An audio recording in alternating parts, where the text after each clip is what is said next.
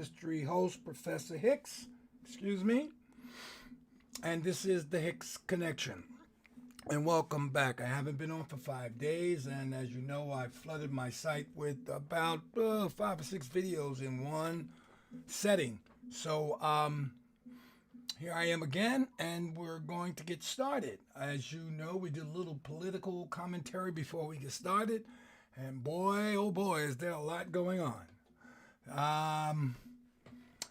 I guess I can first say that the president is on a war footing. Here we are out in the sea.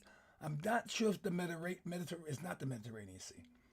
But here we are out in some sea or ocean next to Iran and posturing ourselves for an invasion. Is it imminent? I don't know.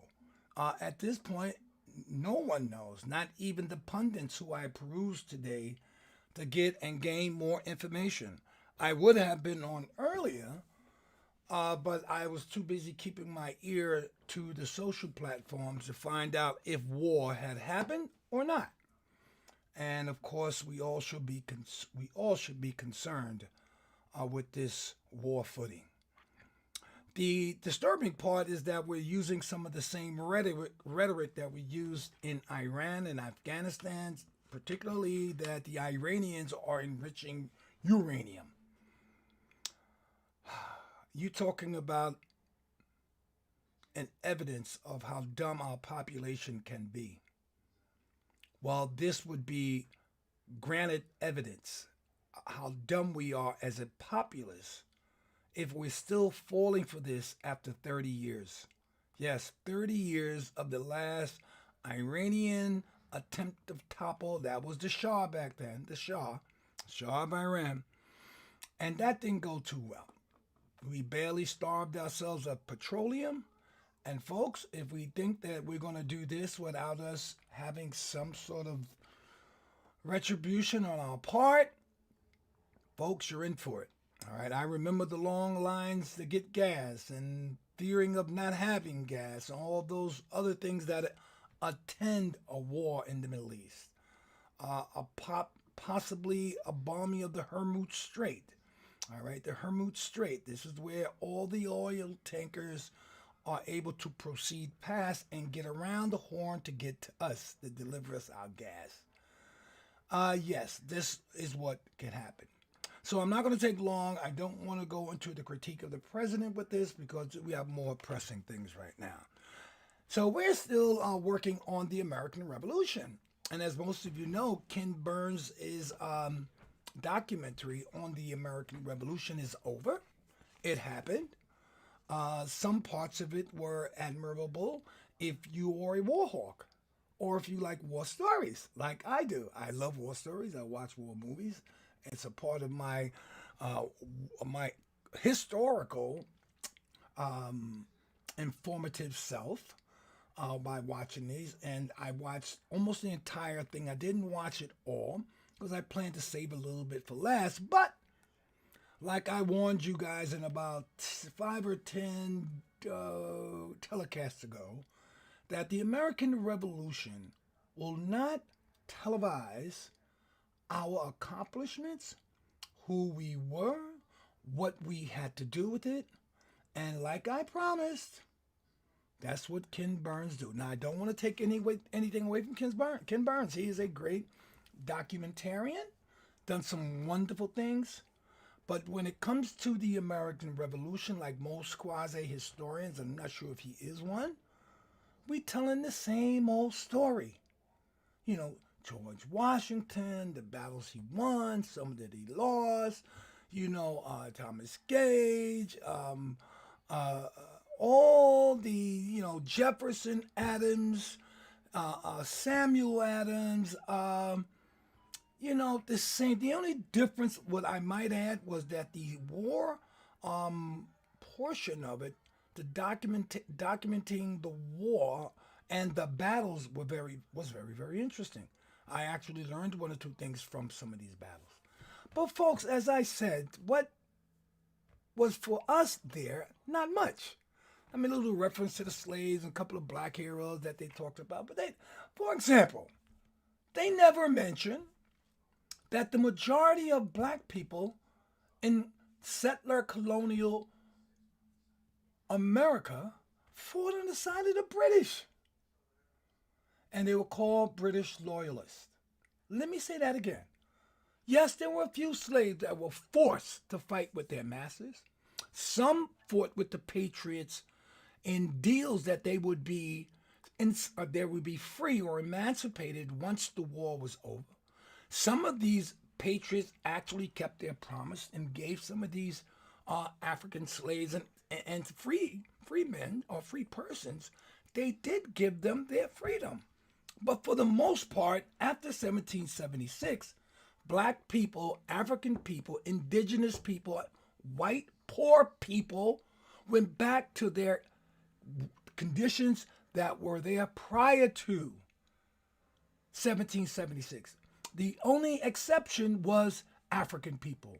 Our conditions became harsher. We became, if you can say, more enslaved. All right, and so that's what we need to talk about.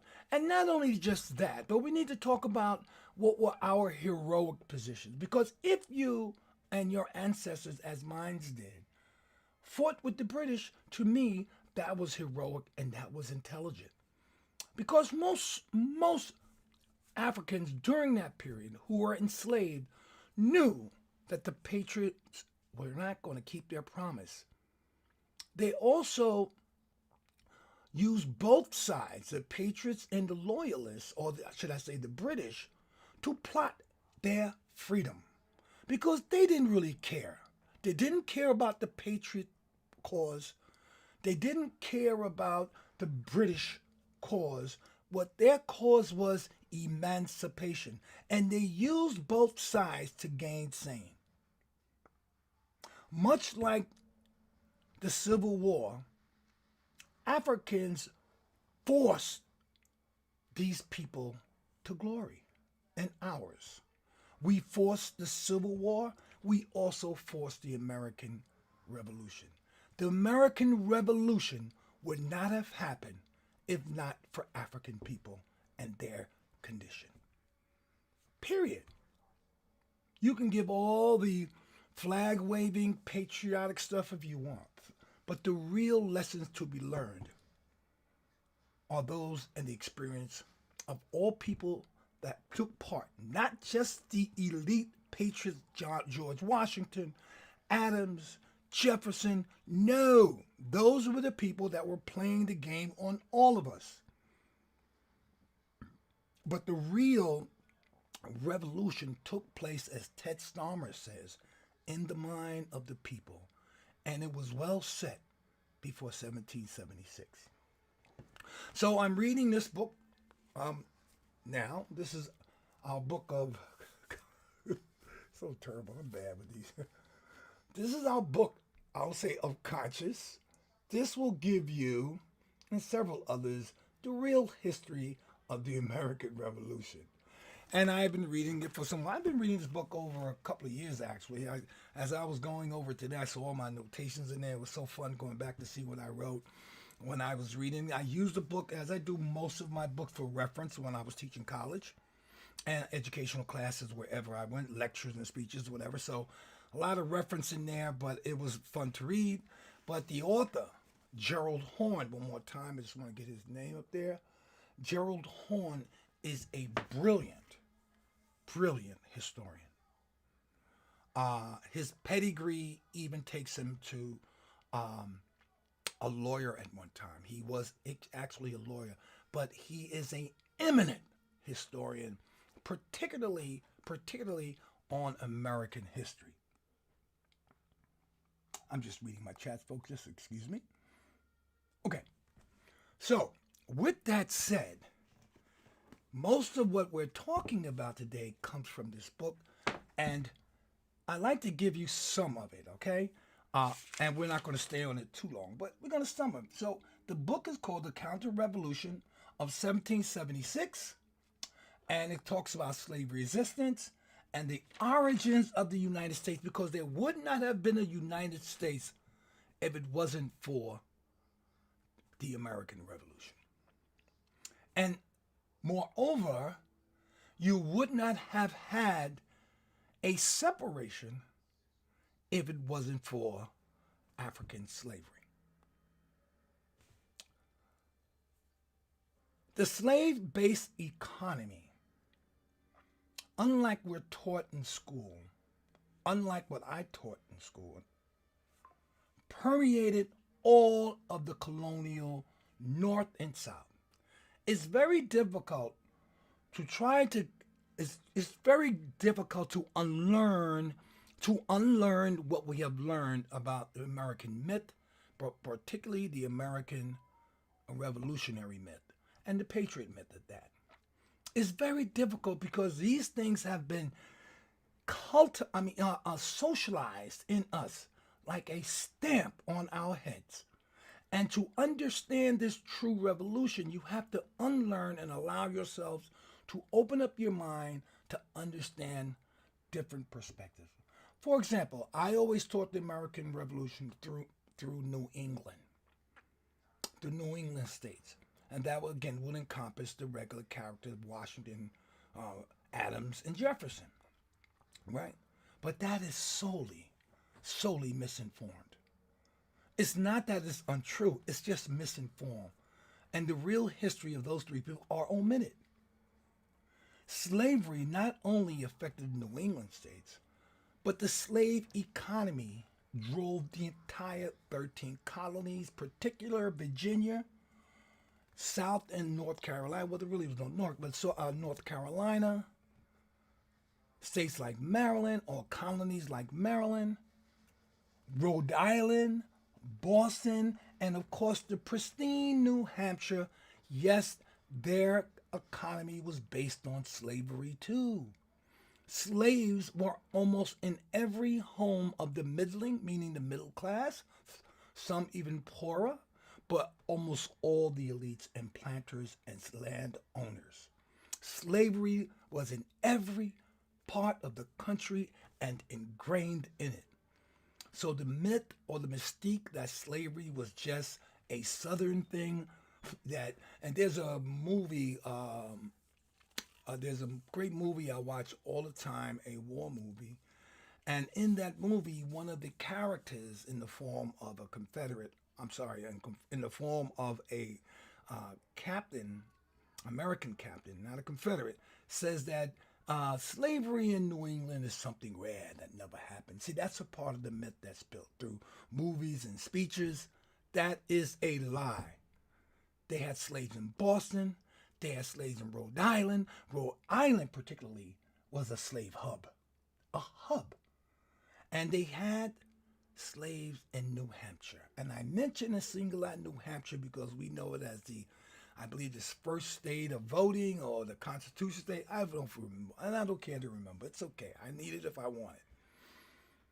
But we must understand that it undergirded the entire economy of the 13 states, but particularly the Carolinas, particularly New England, and particularly New Hampshire.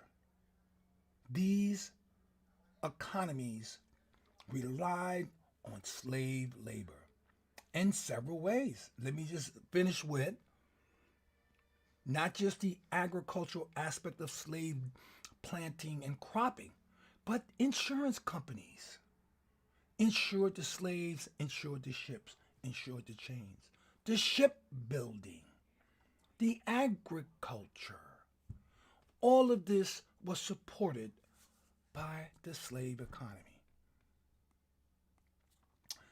Another story and myth is that, black people mostly got along. We didn't fight too much. We kind of, once in a while, we rebelled. This is a very serious mistake and myth. During these critical moments, the enslaved fought at every moment, on every ship, every plantation, wherever, whenever the opportunity presented itself, our folks rebelled One of the wonderful things about reading this book is that every page gives us an example, a story, a hero of our resistance. From the early 1600s all the way up to 1776, we fought every single day and we paid for it. We paid the consequence every single day. There was not a minute that went by that we did not resist in some shape, form, or fashion. For every action towards a slave resulted in a reaction by the slave. We fought at every turn and all places. Unlike history portrays us getting along and going along, much like the Civil War and what we did to Lincoln, we forced Lincoln to glory. We forced him to glory.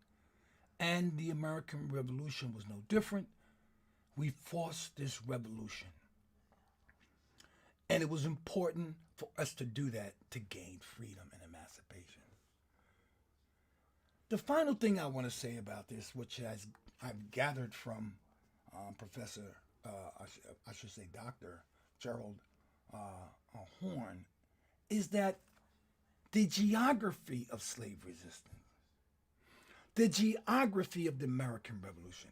Here's another myth, and I taught this stuff, and it's a myth. This American Revolution truly was a global war.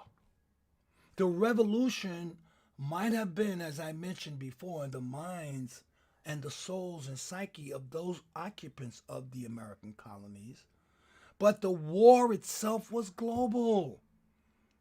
I never taught my students this because it wasn't a part of the curriculum and still isn't to today. You had France in the American Revolution. You had Spain in the American Revolution. You had Sweden and the Dutch. You had every major power during this period a part of the American Revolution. America, or should I say the colonies itself, the settler colonies itself, were conflicted, were fighting each other up until the moment of independence. No one, folks, listen to this one thing if you don't believe any. No one got along. You had Catholics coming into the country. Let's use the Irish as an example. You had Scottish. You had German. You had Polish. And all of these different Europeans were fighting each other in their own countries. So when they were brought here, they continued to fight each other. There were ethnic conflicts and religious conflicts. There were conflicts of why you sitting next to me and living next to me and you're not. There were class conflicts, those who were the middling or middle class and those who were the peasants. You had the indigenous people here, who the American colonists fought with first in the context of the Yamasee War. Then you had some of the Yamasee who were actually Africans who had been here for the beginning of time. You had colonists coming in who were expanding and extracting their resources. You had the French coming from Canada. You had the Spanish coming from Florida. You had the Dutch settled in Manhattan and along the Westchester coastlines. This was not an American patriotic war. It was a war on the Americas. You had Mexico at the bottom. And then you had Cartagena, or the Caribbean portion of Colombia. They were part of this war. Does that sound just like an American war? Yes, the revolution, but the war encompassed all of those actors. And to understand this American Revolution, you have to bring them in. Ken Burns only makes a reference to the Hessian, and those were the German soldiers who aligned themselves with George Washington and were very helpful in the war. How many people know there was a group of Polish people in Haiti? And I didn't mention them. Polish people who fought with the Haitian Revolution. They were part of it.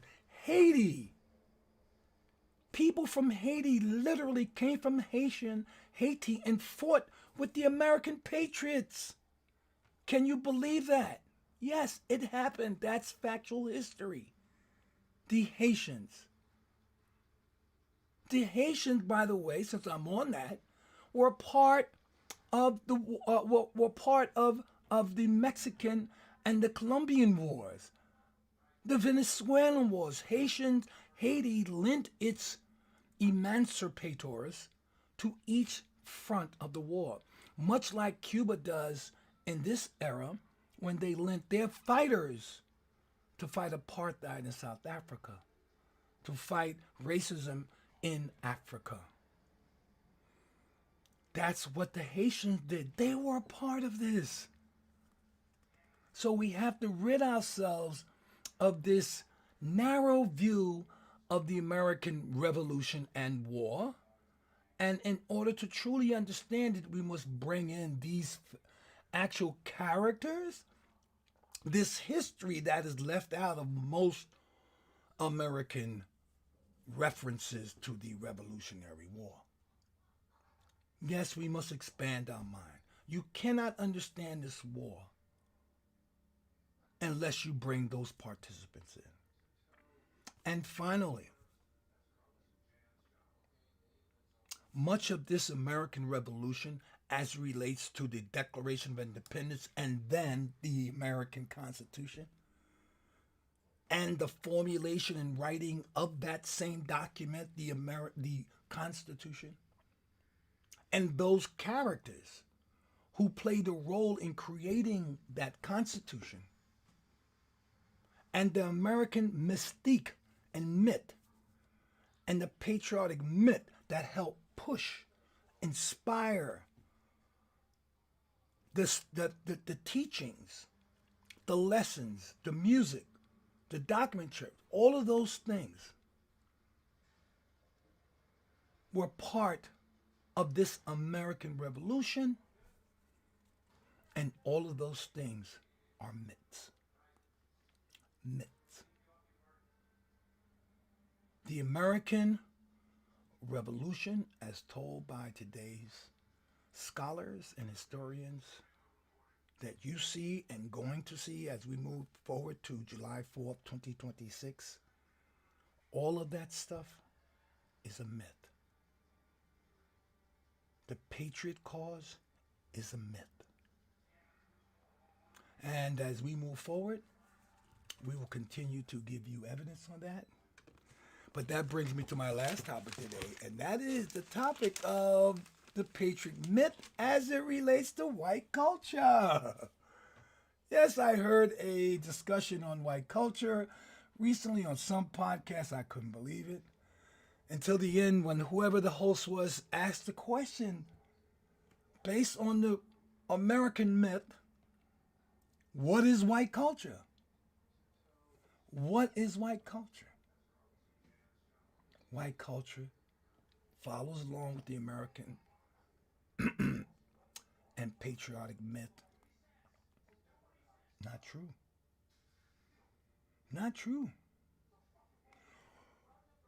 In the American Revolution, where this term whiteness was created, whiteness was used by the colonial elites, like we have the Trump administration today, as a carrot to attract European colonial settlers to the mainland of the U.S. Now, I use two maybe incongruent terms, colonial settlers. Why do I use that term colonial, not just colonial? It's important. That's why I pointed out. Because some people who came here were settlers, and that means they had no intentions of leaving. Others came as colonials with the intent to finally go back home. That's so important to know when you talk about the American people. Very important because it gives you the mindset of, for example, why it was so important for them to destroy and expand and eventually extract Native American lands. If you think of them as colonists, then that's not a very good definition because colonists presumes that these people are going back home, but that was never their intent. They were settlers, much like you find the Boers in South Africa today, much like you find the Israelis over there in Palestine today. Those are settlers. They are there to be permanent. And it's very important to understand that when you speak about the American Revolution. So these settlers were given this term white. Now, these settlers also came from so many nationalistic and ethnic backgrounds. As I mentioned before, the Germans, the Irish, the English. Remember, let's just take the Irish and English, for example. One, though both were what we would term white, both were distinctly different ethnically. The Irish were believed was a Catholic-based people. The English were more of a Protestant-based people. These people were proud, and were nationalistic in these beliefs. Then you had the Spanish and the French. Both shared the same religion, Catholicism, but had many cultural differences and ethnic differences, language being the biggest. They did not get along either. The Dutch didn't like none of them. The Dutch were the first to enter New York, called New Amsterdam, were some of the first settlers to come up into what we call Upper Westchester, the Yonkers and the White Plains. Yes. They didn't identify with the English. They actually kicked the English out. I think in 1723, they kicked them out of New York because the Dutch were here first in New York. And then they were kicked out by the English. And then they came back and kicked the English out. This was the nature of the game before 1776. The Spanish owned Florida, had a base there where they actually accepted free emancipated slaves as well as indigenous people and so on. The French were up in Canada, Quebec. That was theirs. And they had already procured relationship with the Native Americans in the Northeast. So they had for a time already had procured relationship with those, what we call Indians, but Native Americans there. Then in the south of us, you had the Mexicans. And they were also fighting and conflicting and building in it from a revolution. And they were going through their own changes, I would say. But some of them were white colonists or settlers trying to expand into their territories to create slave plantations. And then you had Cuba, which I failed to mention, which was a big part, along with all the Caribbean islands, Antigua and Jamaica, which were a large part of the American War. Remember, I'm making the distinction between the revolution, because that goes on in the mind and the heart. But Cuba, Haiti, Antigua, Jamaica, all of these characters were part of the American War and effectuated immensely. But the undergirded entity of this were the slaves, because all of those people I just mentioned, except for Native Americans, but they had enslavers too, were based, their economies were based on slavery. And they were conflicted over slavery. So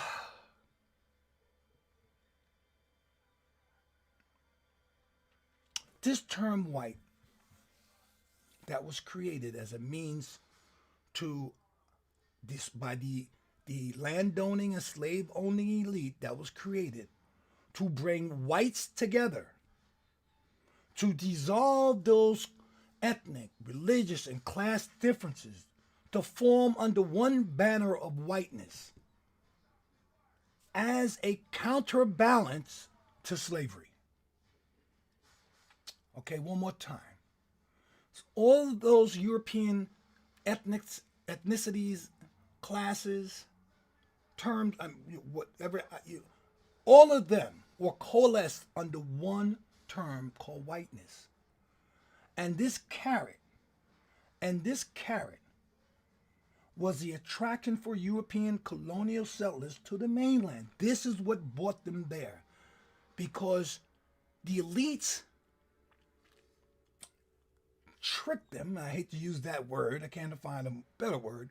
Tricked them into believing that they were all one for a temporal, or should I say a very small time.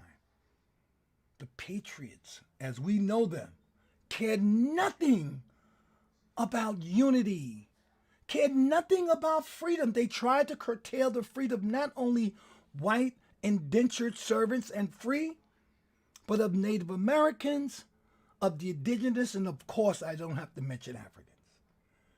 That's why you cannot find in the document that we call the Constitution the word democracy one time. They hated democracy. Washington hated it. Adams hated it. Hamilton hated it. You will find the word republic, because that's what we truly are, but we have never been a democracy, but we've tried to live up to that. It didn't work. It's still not working. We had a march towards fascism. You should look that word up to understand what it means. We have a march towards fascism because the construction of our Constitution.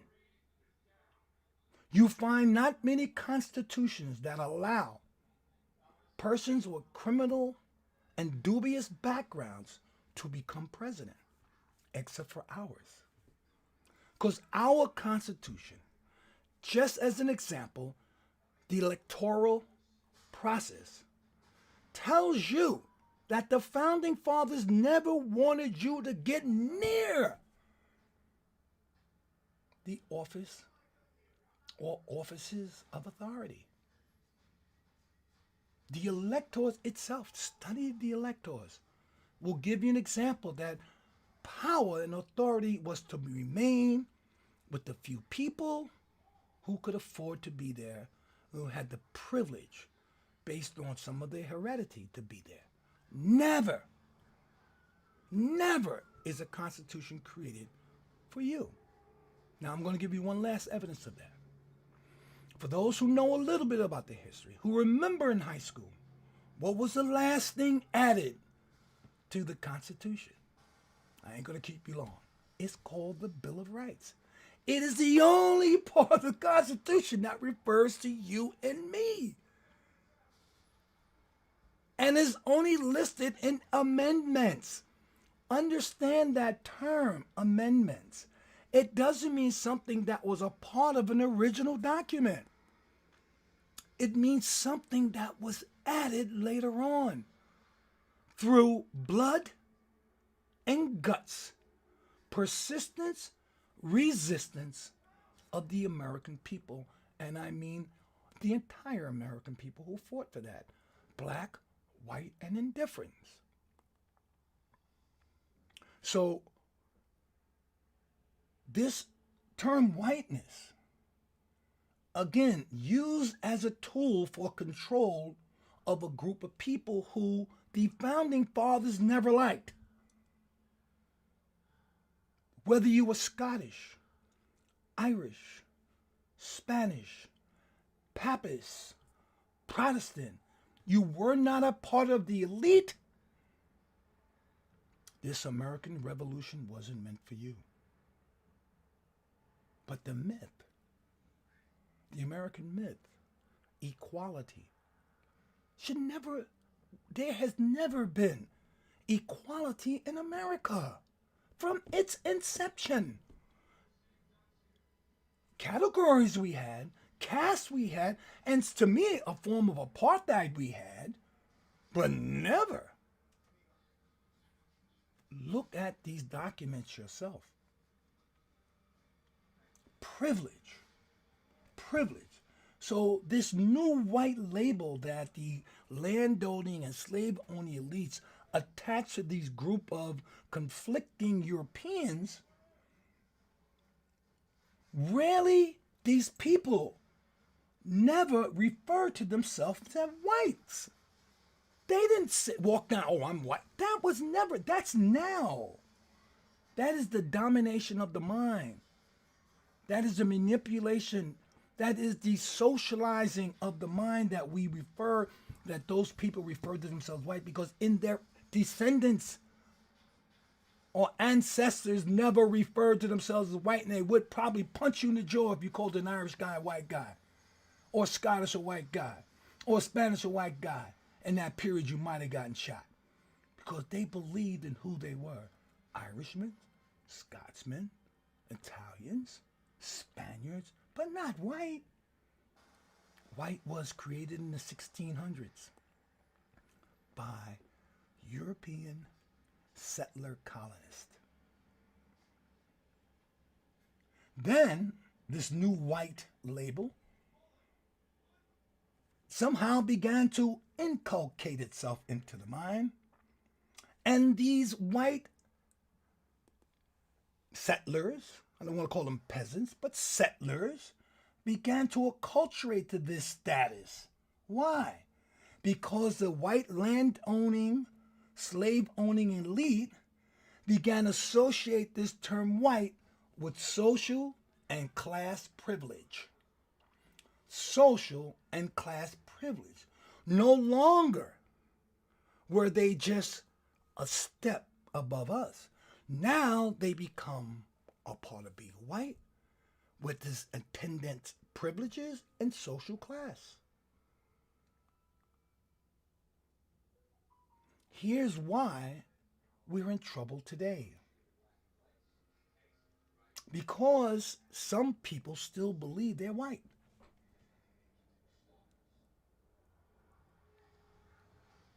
If their ancestors were living, they would turn and tell them, you are not white, you are English. You are Spanish. You are Italian. There is no such thing as white.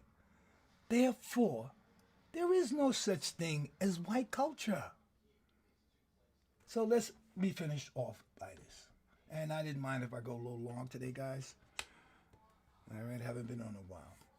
So I went to ChatGPT because people brag about. Let me just look at my. Let me see.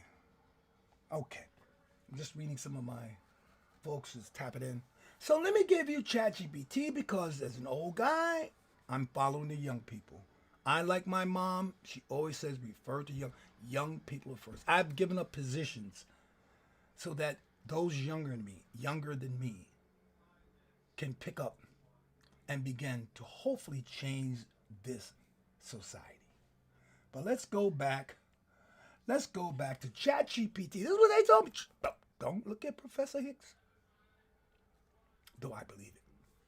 White culture. What is it? White culture is not about a single unified ethnic or religious group of people. No, we kind of just said that. White culture usually refers to the dominant mainstream culture of descendants of European colonial, what did I say, settlers. Make that distinction in your mind. It starts to deregulate or unlearn the things we learn. I had to unlearn so much to learn the truth. So white culture usually refers to white culture is not about a single unified ethnic group, religious, or group of people. White culture usually refers to the dominant mainstream culture of descendants of European colonial settlers. Just one more time. White culture usually refers to the dominant mainstream culture of the descendants of European colonial settlers. But this is a very slippery slope to go down. Culture is usually determined by the values of a people. Yes. If you love singing, that's part of your culture. You love dancing as a part of your culture. And I'm just using those two simple terms because it's better than going into a lot of complex words. Culture is defined by people's values. Culture is also usually confined to one group or one ethnicity or one religiosity. That's pretty well. I'm sure everyone could agree with that. European culture often emphasizes individualism, private property and ownership. Like our Constitution, 9/10 of it is about ownership. Because that's all they were interested in, owning something, particularly you and I. Slave or enslaved, slave or free, white or black, native or oriental, because they were here too. So it emphasizes individualism, private property, and ownership. Protestant work ethic, that's that thing that kicks in when you don't go to work. You're home and you didn't want to go to work. Oh man, I should go to work. That's a Protestant work ethic. That's something they drilled into us. But unfortunately, they didn't drill it into themselves because these folks didn't believe in working every day. The colonial elite and slave masters did not work every day. They figured out ways to extract your resources, whether it be your physical, labor-related resources, or if you own something that they didn't own that they wanted to own. We move on. European culture also encompasses the nuclear family.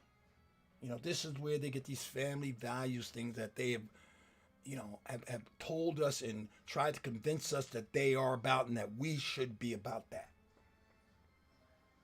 Also, European culture encompasses constitutional government because before this whiteness came, one of the things that Europeans did a lot was have constitutional type government going all the way back to Greece and Rome. The Greek example of republic, that's where it comes from. And we also know that the same thing with the Romans. The Constitution, this was written constitutional contract. Another thing that's part of what we call white culture could be inheritance. Or I would say your patriarchal inheritance. Because, see, most of the world was under what's called a matrilineal system, where the mother first. But here in Western culture, we've adopted what the white father is given. That's patrilineal.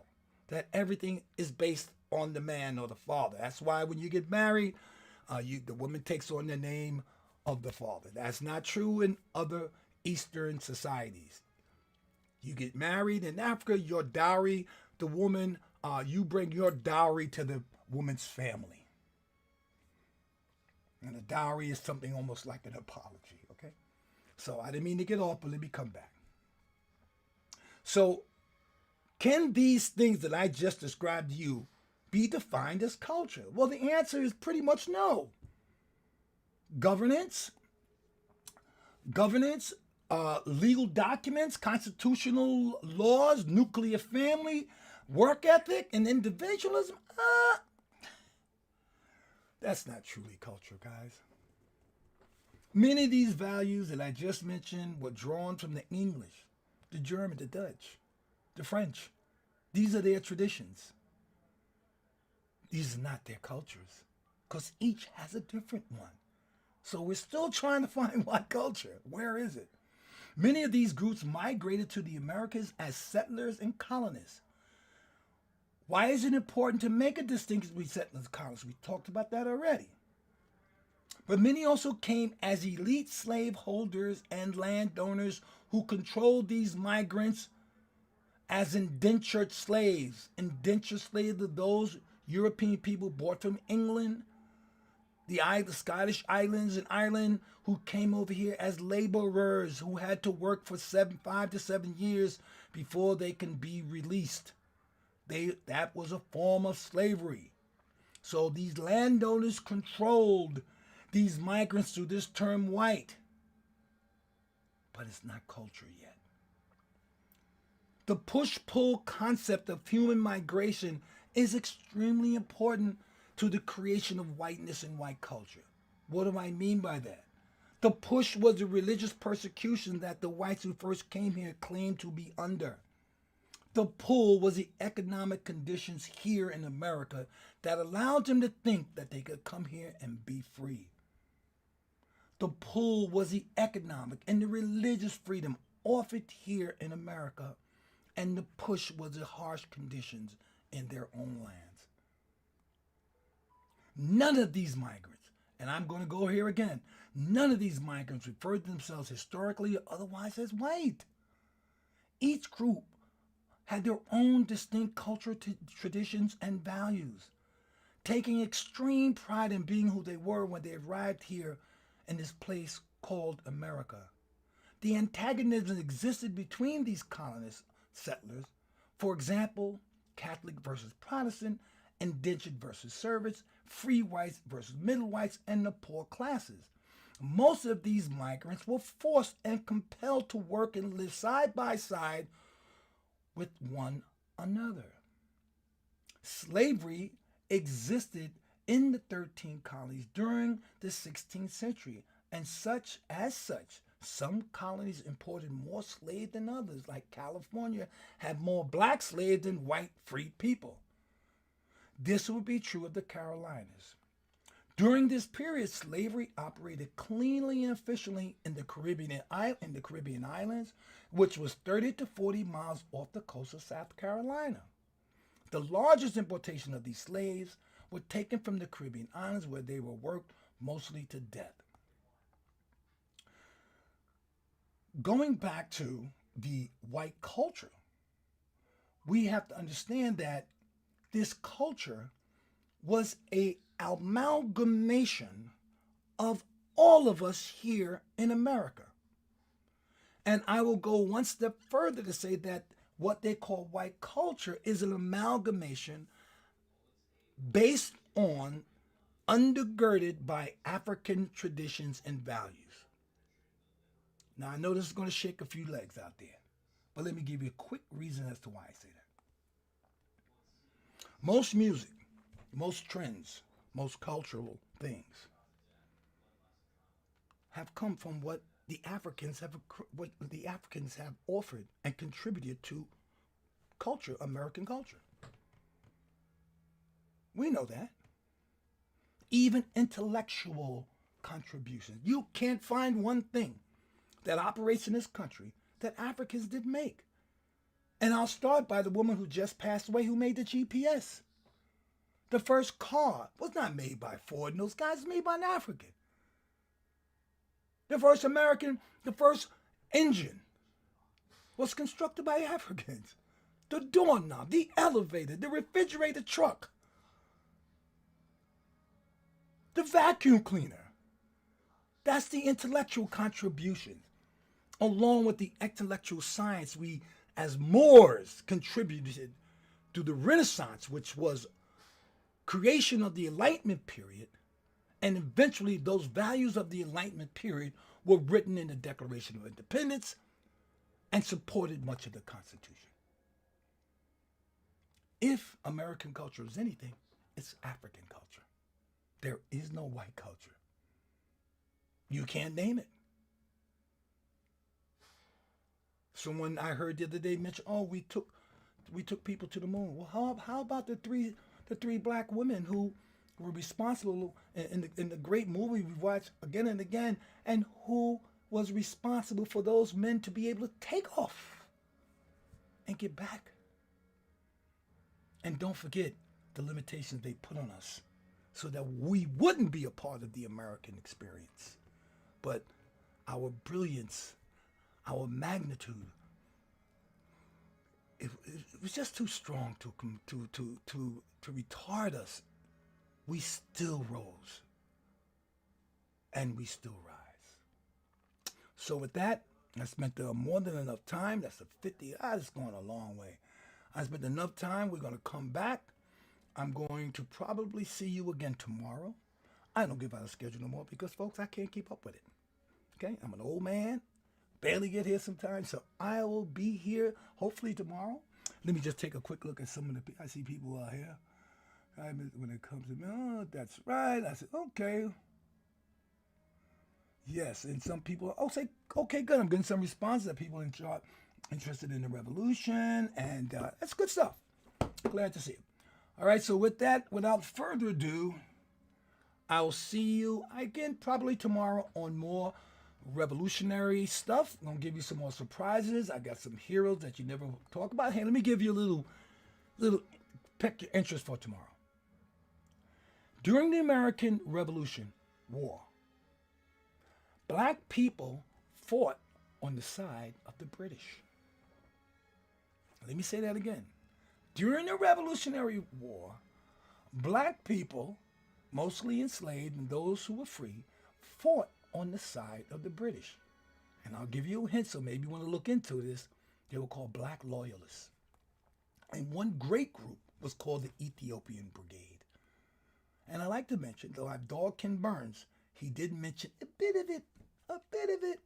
But you had to wait till like the third or fourth showing, 4 or 5 hours to get a bit of that.